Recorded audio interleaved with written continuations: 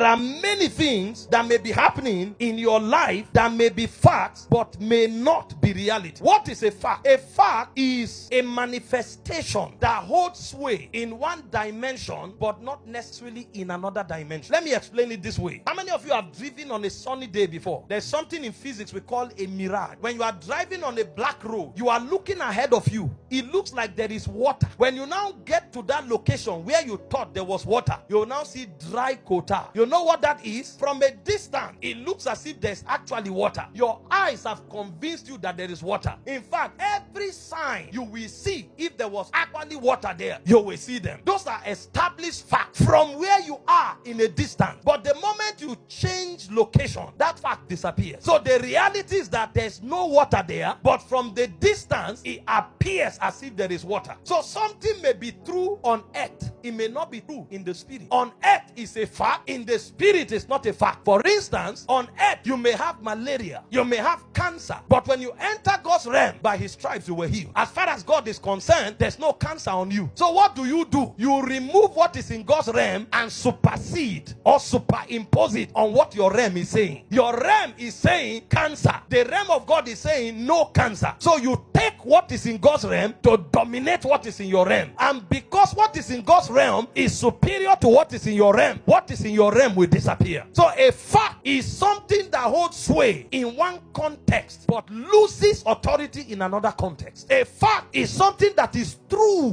but may not be true. Truth is the word of God. True is your experience. Your experience is true, but the word of God may say otherwise. Facts are things with verifiable evidences within a context.